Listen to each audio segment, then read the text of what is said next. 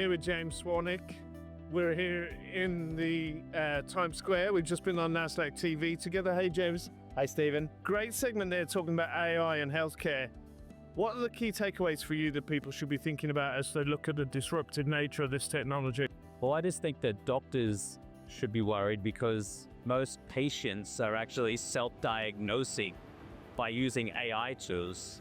They could upload their blood work, they can upload their health metrics, and AI will literally take the spot of a doctor or a physician and advise them on what lifestyle changes they can make, which I would submit would save the US healthcare system billions of dollars. So what are the regulatory concerns there? We talked about it on the show. What are you thinking about? What should we be worried about as that type of disruption flows through the system?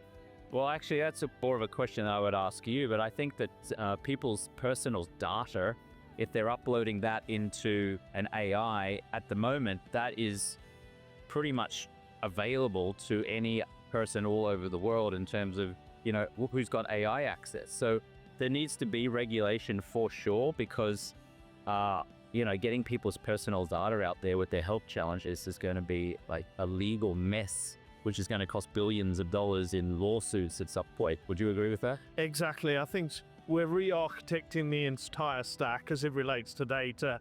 Everything from how that data is captured. You talked about wearables when we were on the show, right through to how that is involved for some of the providers, right through to how that's provided. So I think AI is powering that innovation, but there's lots of challenges and concerns. Lots of challenges, but I just like the phrase 100% responsibility. So I like people being 100% responsible for their own health and using AI to self-diagnose so they don't actually have to go through the traditional US healthcare system, which I'm not a big fan of. As an Australian, used to the Australian healthcare system, that is a beautiful piece of work, but over here in the US, everything with corruption and the insurance industry, there's so much money in cure and very little money in prevention. And I am hoping that AI is going to do the flipperoonie on that.